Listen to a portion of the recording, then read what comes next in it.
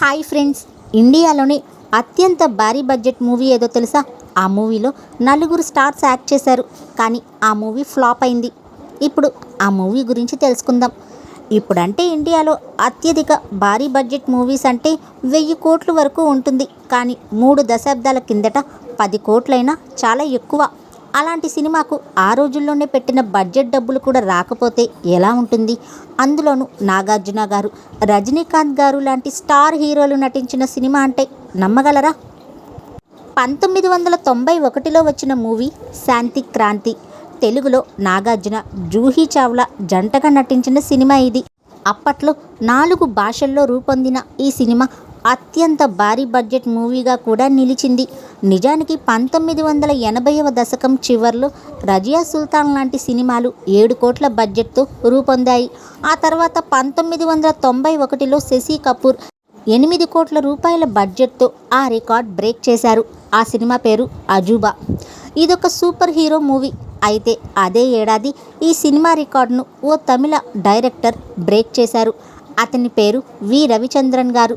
తానే నిర్మించి తానే డైరెక్షన్ చేసి వహించిన సినిమా శాంతి క్రాంతి.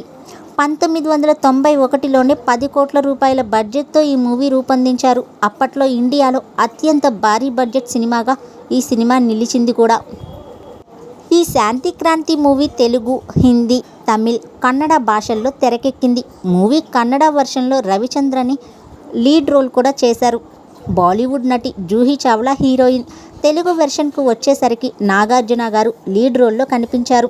ఇక తమిళ్, హిందీ వెర్షన్స్లో రజనీకాంత్ గారు హీరో, జూహీ చావ్లా గారు, ఖుష్బూ గారు, అనంత్ నాగ్ మాత్రం 4 వెర్షన్స్లోనూ ఉన్నారు. 1991లో ఈ శాంతి క్రాంతి అత్యంత భారీ బడ్జెట్ మూవీ. 4 ఏళ్ల తర్వాత వచ్చిన త్రిమూర్తి ఈ రికార్డును బ్రేక్ చేసింది. అయితే ఇంత బడ్జెట్ పెట్టి నాగార్జున, రజనీకాంత్, జూహీ చావ్లా వంటి స్టార్స్తో తీసిన సినిమా బాక్సాఫీస్ దగ్గర బోల్తా పడింది. భారీ నష్టాలనే మిగిల్చింది. అప్పట్లో ఇండియాలోని అత్యంత భారీ బడ్జెట్ మూవీ అయిన ఈ శాంతి క్రాంతి బిగ్గెస్ట్ ఫ్లాప్గా రికార్డులకెక్కింది. ఈ మూవీని 10 కోట్లు పెట్టి తీస్తే బాక్సాఫీస్ దగ్గర కేవలం 8 కోట్లు మాత్రమే వచ్చాయట. కనీసం బడ్జెట్ కూడా రికవరీ చేయలేకపోయింది. దీంతో నిర్మాత రవిచంద్రన్ దివాలా తీశారు. ఈ నష్టాలను అధిగమించడానికి అతడు కొన్నేళ్ల పాటు ఇతర చిన్న చిన్న సినిమాల్లో నటించాల్సి వచ్చింది. ఈ కాలంలో అయితే భారీ బడ్జెట్ మూవీస్ తీయడమే కాదు, ఆ సినిమాను అదే స్థాయిలో ప్రమోట్ కూడా చేస్తున్నారు. దీంతో సినిమా ఎలా ఉన్నా రిలీజ్ కాగానే భారీ ఓపెనింగ్స్తో చాలా వరకు బడ్జెట్ను రికవర్ చేస్తున్నాయి. దీనికి తోడు డిజిటల్, శాటిలైట్ హక్కుల రూపంలో భారీగానే వస్తున్నాయి.